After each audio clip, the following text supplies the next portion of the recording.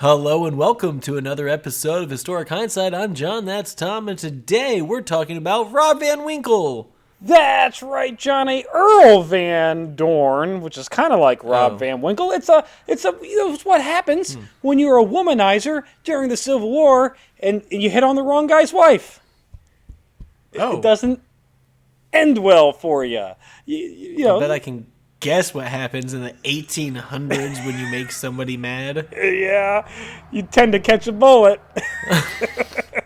If you're lucky, it's that and not being drugged behind a carriage. Like in Red Dead Redemption style, where you throw the lasso on them and just drag them behind your horse until they die. Yeah, he didn't get that treatment. It was a bullet. But anyways, quick bio on Earl Van Dorn. He is a great nephew of Andrew Jackson. He uses his nepotism to get into the United States Military Academy, and for you lame ones at home, that's West Point. Yeah, it gets into West Point before they traditionally call it. Yeah, it's before they traditionally call it West Point. It's West Point. Okay. And obviously, you need to be well connected or wealthy or have. It's not. It's tough to get into. It's tough to get into West Point. Deal. Yeah. Now, he's going to fight in the Mexican-American War. He likes to kill Comanches out west, and then he turns dirty rebel traitor and becomes a successful Confederate cavalry commander at the end of the war. In fact, Lincoln, at the very beginning of the war, before he's officially a part of the Confederacy, he steals 3 U.S. boats and gets labeled a pirate by Abraham Lincoln. Like, legitimately, he is deemed a pirate. F this guy. This guy sucks. But during his career, he earns a reputation for being a bit of a womanizer. Allegedly, he's an attractive enough man, which I'll put the picture up there. He's not bad, and I guess by 1800 standards, he's okay. But the ladies really like this dude. And, sometimes maybe he's funny. In the antebellum South, when you're a womanizer... Oh, he's a fine-looking guy. What's wrong with... He's not ugly, but he's not like... No, he's not... He's of a type, He's of a type. Yeah, he's very much of a type. And I'm sure if you're looking back in the day, I'm sure he could pull off dapper Southern gentleman very well. He probably does pull off that.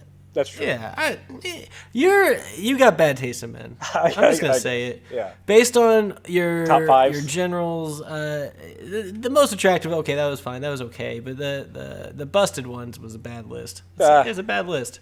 Fair enough. In any case, you might need to redo it. We're getting a little sidetracked on the attractiveness. Well, but it's important conversations, and I'm glad we're having them. Now.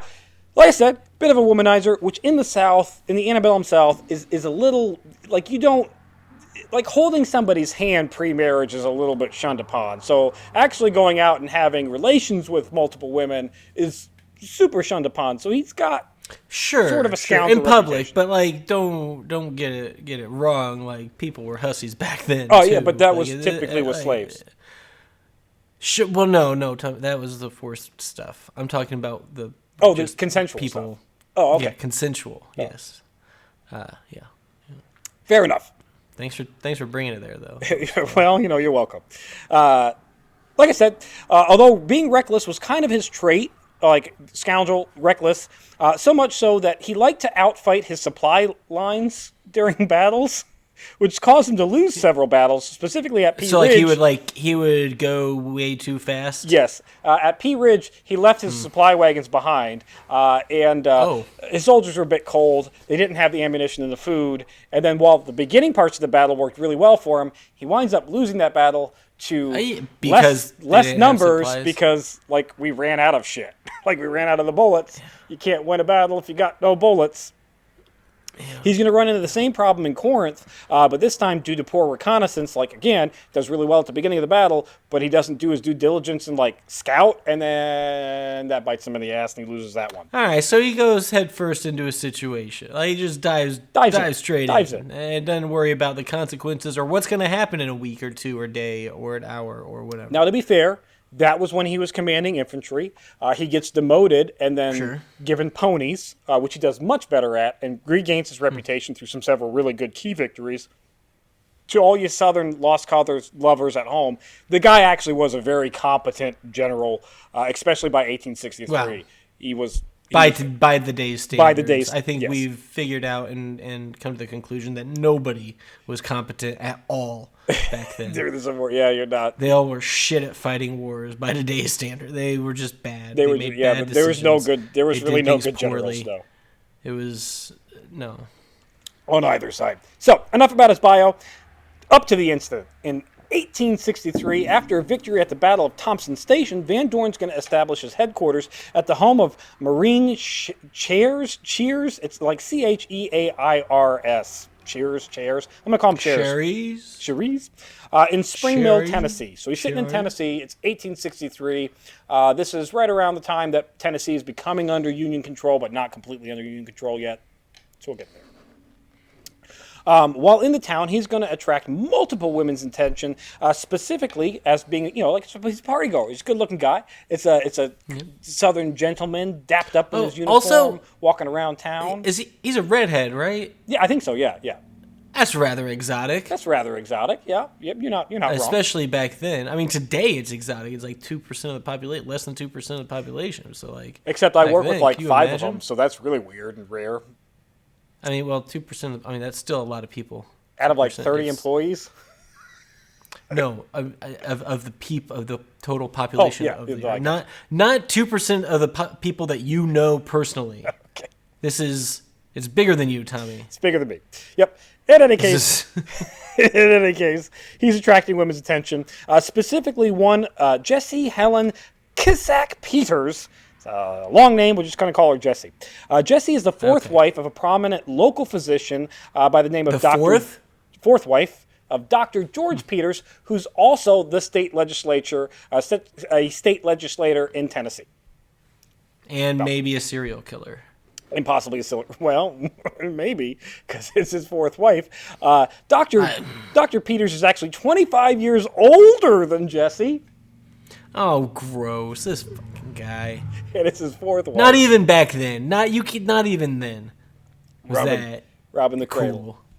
Just like that. Even then, people are like, that is gross. That's a bit gross. Man. Yeah, it's a bit gross. Stop. And by all accounts, Jessie's a bit of a trophy wife. The neighbors... Oh, you don't say. The fourth wife, 25 years his younger, is a bit of a trophy wife? Yeah. You didn't marry her for love? It wasn't... wasn't weird. A thing on the table, no. And by the neighbors' reports, she allegedly was a bit bored in her relationship, especially because as being a doctor, he travels a lot, and as being a state legislator, he travels a lot, so he's gone from the home a lot, and she's sitting there bored. Again, antebellum South, women don't have any rights, and there's not a lot that they can do, so they're being left at the home by yourself. Attractive redhead walks through the door. 1800s, there's not a lot to do. It's also period. Fair.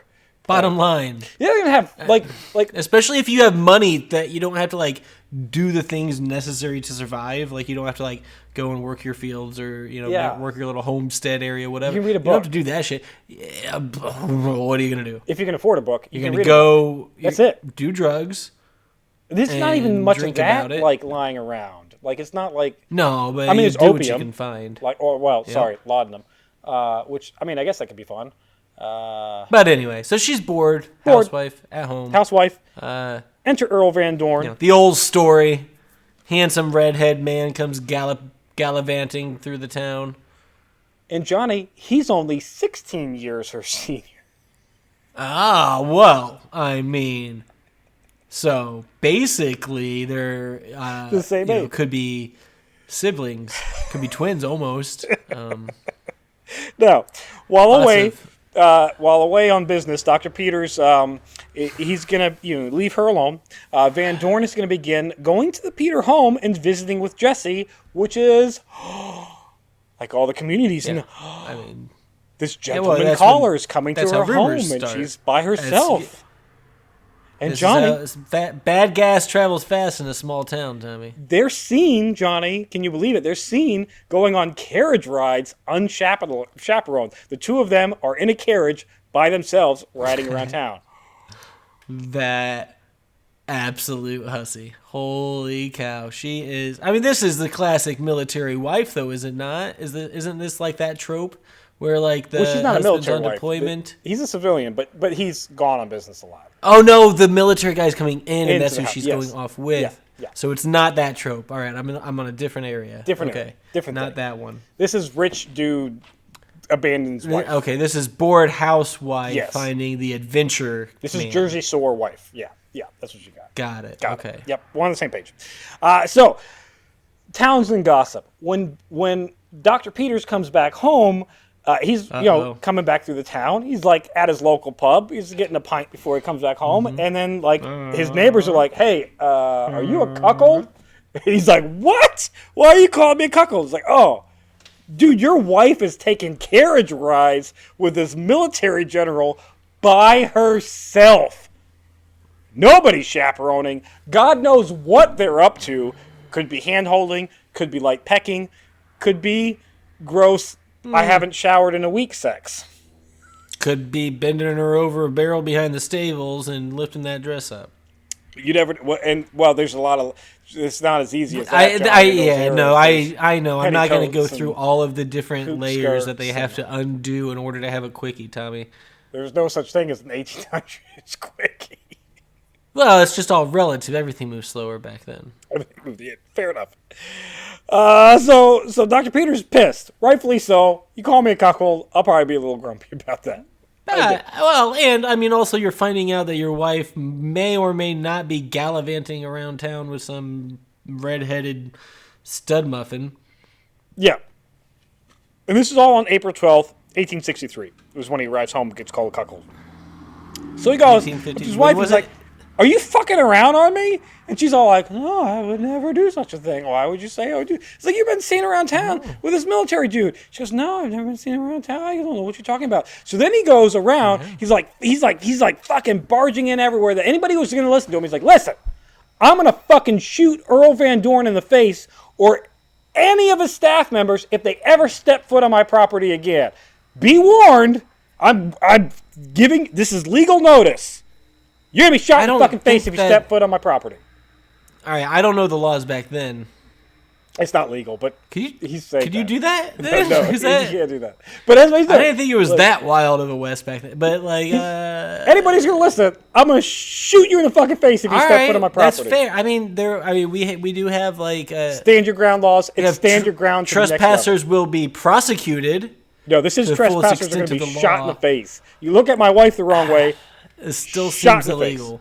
Yeah, it's not. What he is doing is not. That's not. I think even in Florida, that dude who shot the person who just pulled into his driveway, like he got trouble. Like even there, they're like, you can't do that, sir. Not just because they pulled into your driveway. Nope. They have to like get out of their car first or something. I don't know what I don't know what the rules are. But Van Dorn doesn't take these warnings to heart, and he's still kind of lingering around.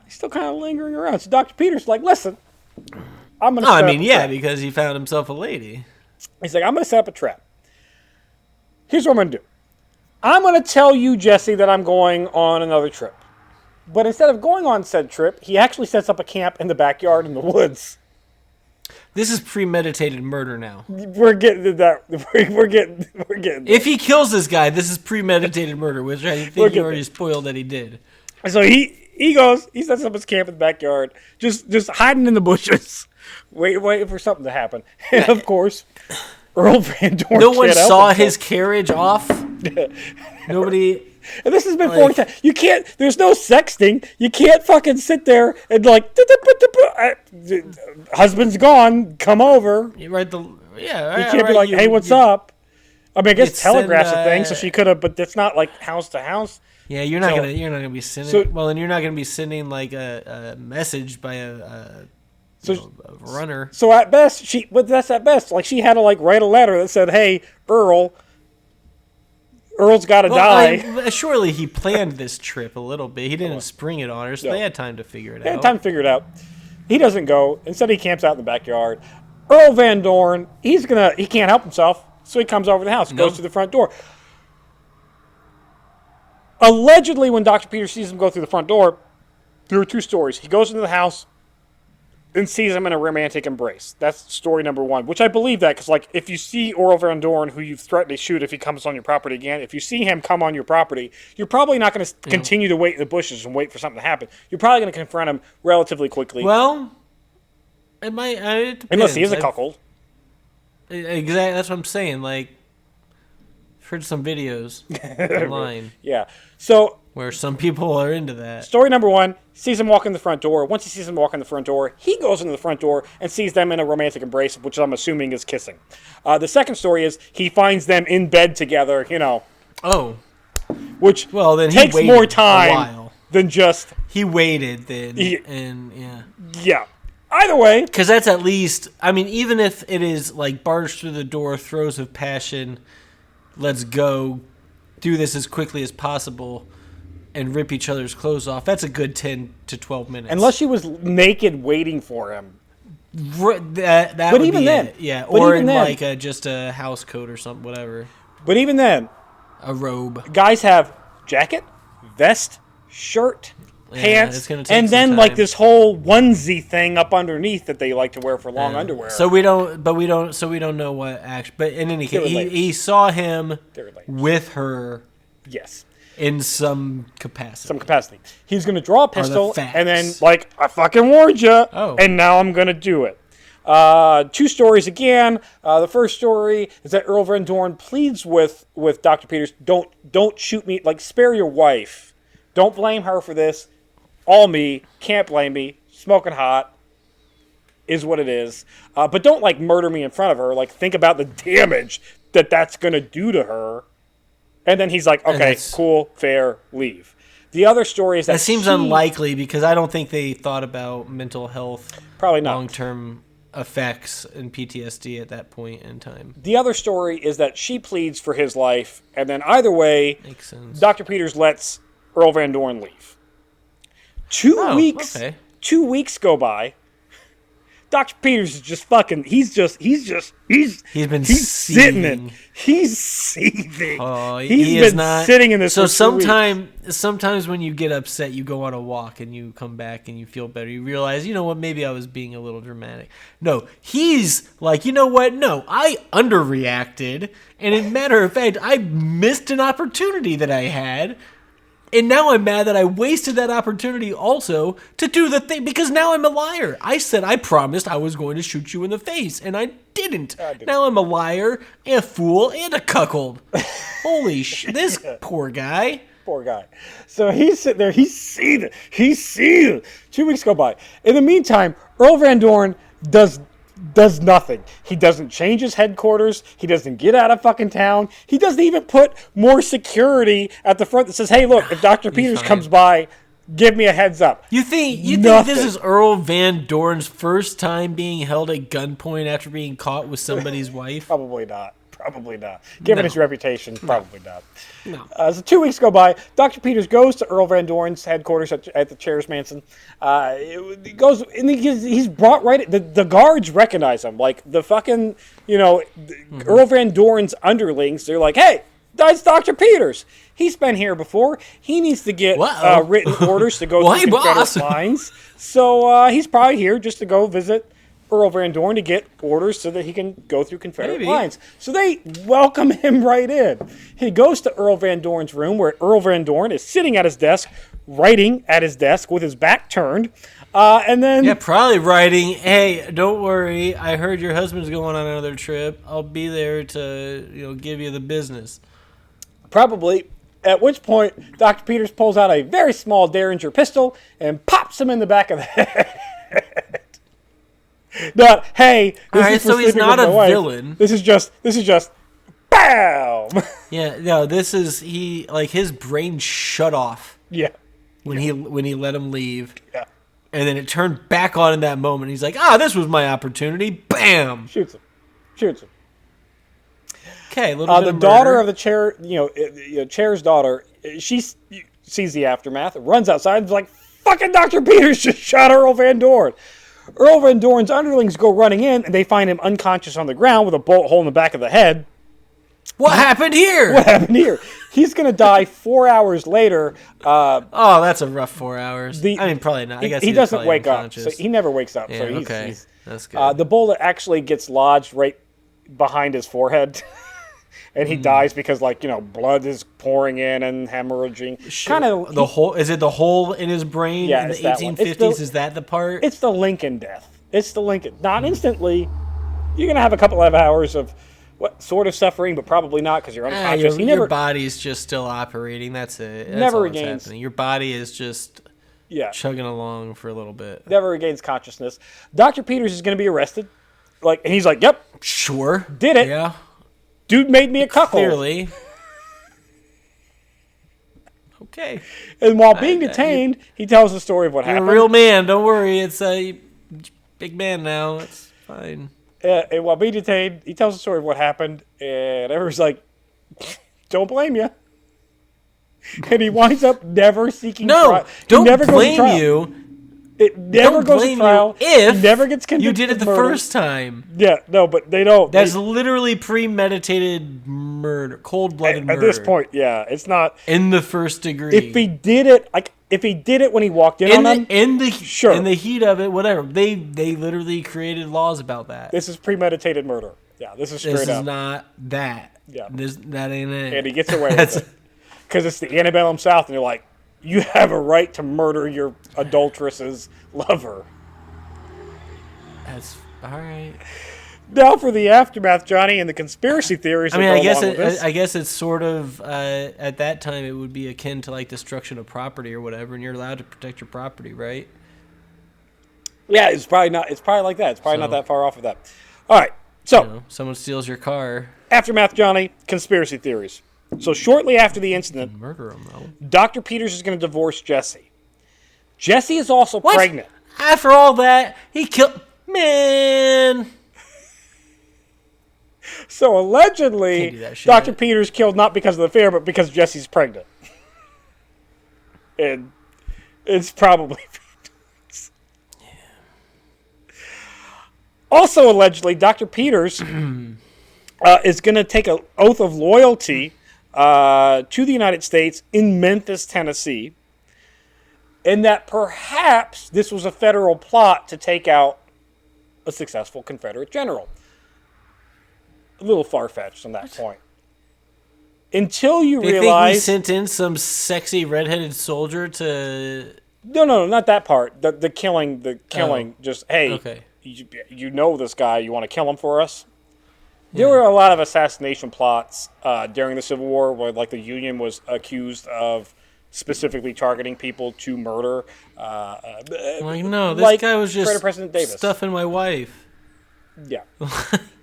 Now, that seems far-fetched until Dr. Peters got a massive land grant for free that was unexplained in Union-controlled Arkansas right after all this shit happens. Yeah. Whoa. Tommy, what do you... All right, so I'm walking down the street. Yeah. On a walk, right? Yeah. Regular old afternoon. All of a sudden, I come across a car that's upside down in the ditch. Oh, shit. I stop. I help somebody out of that ditch. Okay. Yeah. Right? Following you. I'm a hero. Sure. They award me with a medal. Look at that. I get a key to the city. So because I'm a goddamn hero. I didn't set out to do that. Okay.